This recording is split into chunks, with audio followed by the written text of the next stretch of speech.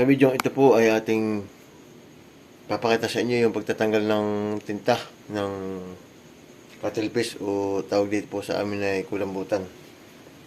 Tatanggalan po natin ito ng tinta ngayon. At ilalagay po natin dito sa bote o dito sa bote na ito o lampasati na ito, bote na ito. Ito naman po ay mga puno na itong apat. Panlima na po itong isang ito. Tatanggalan na po natin ito ng tinta.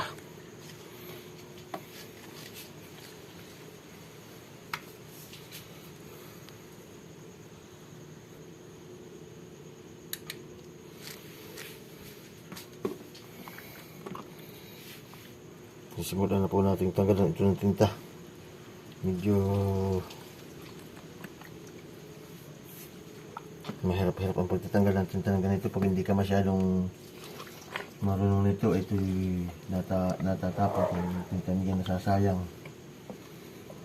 Dapat ay ito lang ang pagkuha. Kung pagtatanggal ng tinta nito.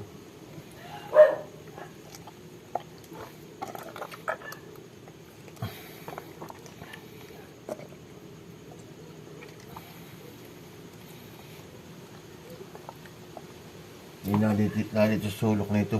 Sa sulok nitong ito ang tinta niya. Dito nakakapit sa sulok ng pinakang may huli niya. Ito.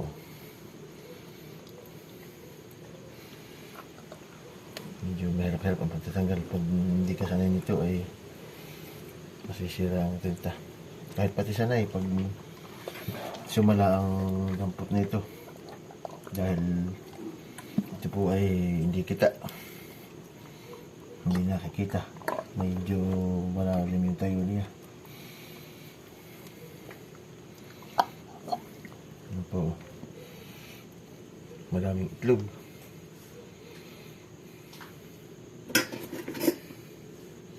Maraming yung itlog niya. Ito po yung mga itlog niya.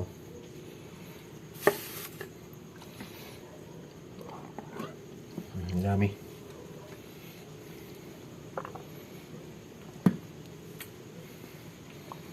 Ipunin natin sa pinggan.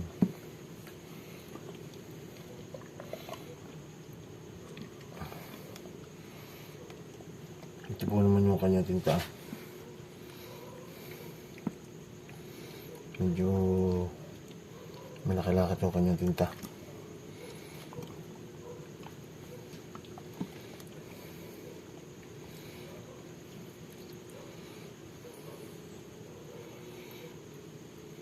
Ito po yung tinatawag na tinta. Ito. Kung ilalagay natin dun, ay talaga di baka halos ay baka sobra.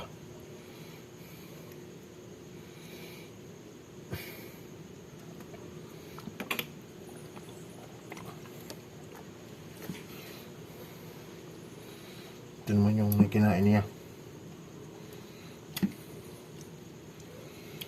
Ayan sa plastic at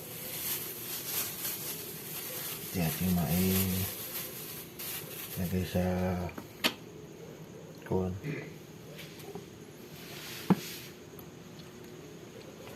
Itong kasunod naman ito yung tinatawag na atay.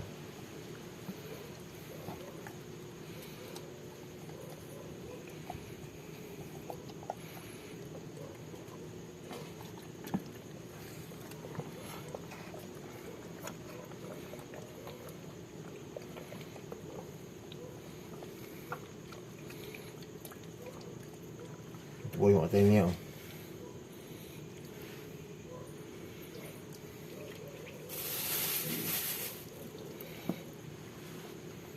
Kinakailangan alisin din itong hasang niya. Ito yung hasang niya sa loob.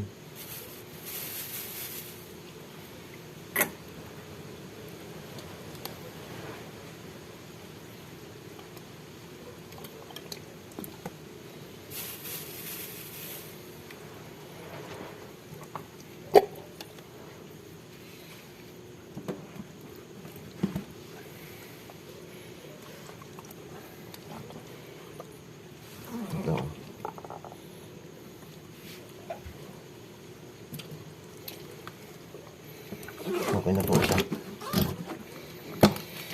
Dito sa isang ito, parang medyo may hirap-hirapan tayo gawa ng medyo malit-liit siya. Yung kamay medyo sikip.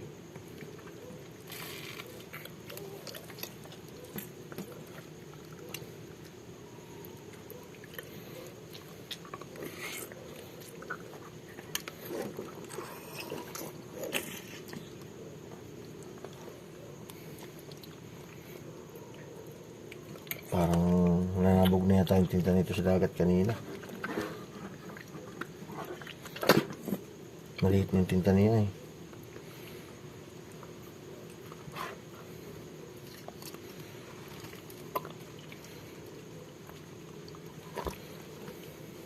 Oh! Maliit yung tinta niya. Ito lang yung tinta ng maliit na kulambutan o cuttlefish.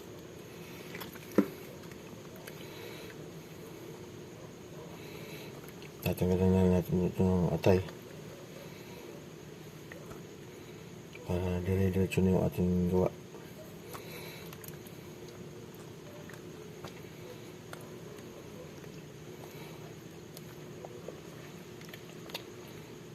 Dahil maliit yung cuttlefish na ito, maliit din yung atay niya.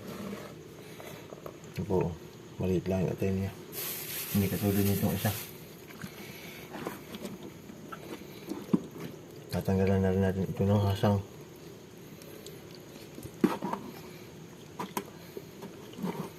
Medyo pahirapan pag ganitong puwan.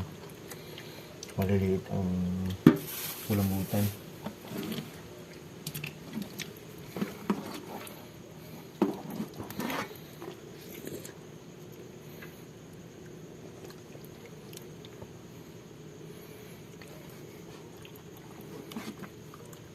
May mga itlog na rin ito pala kahit medyo maliit lang siya.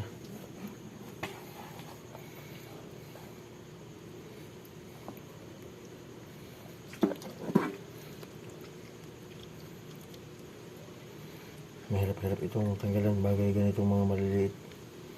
Yung kamay natin na hindi masyadong kasalo sa kanyang loob ng katawan. Ito, tanggal na rin yung kanyang hasang. Okay na rin ito.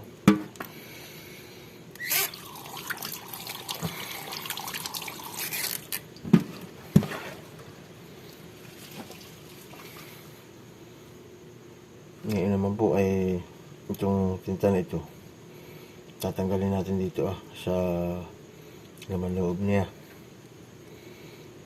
Dapat ay hinay din lang ang pagtatanggal nito dahil ito'y nabubutas. Malambot itong kanyang katawan o itong kanyang lagay ng tinta.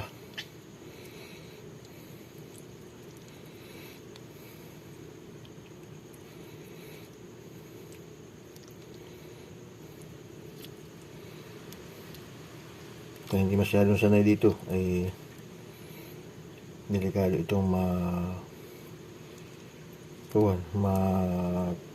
mabusyat o mabutas.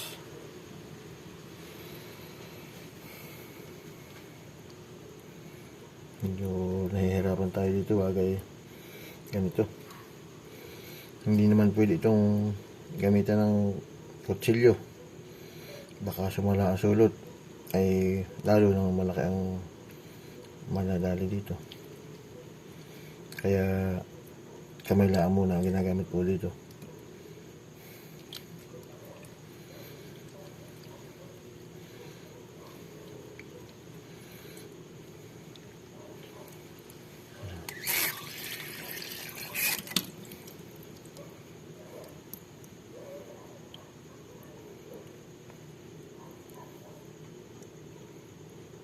Isasali na rin natin ito dito sa ating buti.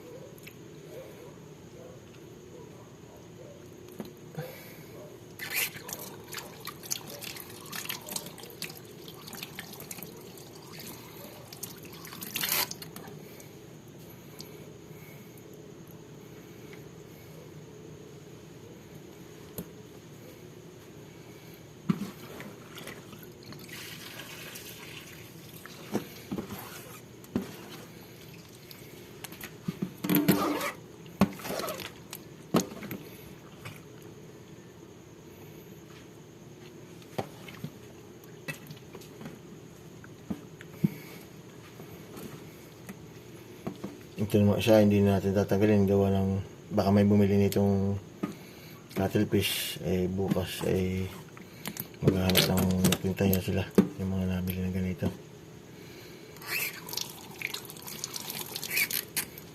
Isilid na rin natin po ito ngayon ng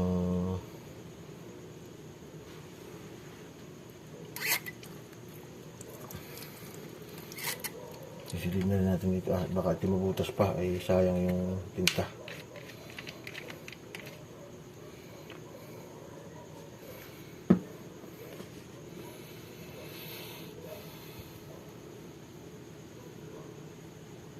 Dito naman po ay dito na po ginagamitan ng kutsilyo para mabuksan itong yan, medyo ating git-git lang ito para mabuksan itong buwan. Silidan natin tinta niya. Dito natin isisilid ito.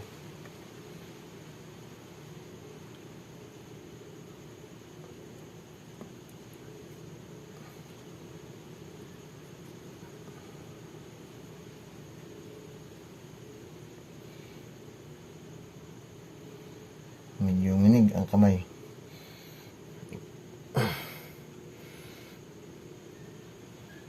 Ito, puno na rin ito. Saktong-sakto. Puno na siya.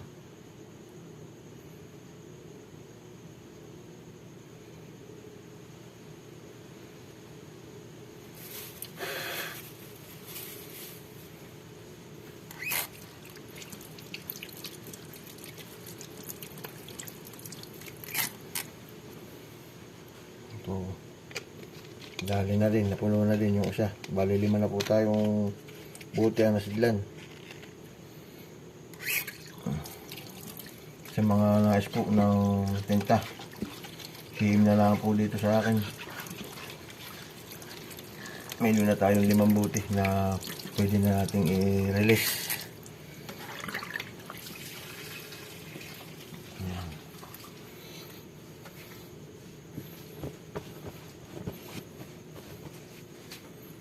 Medyo nagtinta na din dito gawa nung pinagtanggalan natin ang tinta. Yun lamang po at magandang gabi na naman po sa atin lahat. Dali na natin ito. Ayan po 5 buti na po yan, nadali na yan.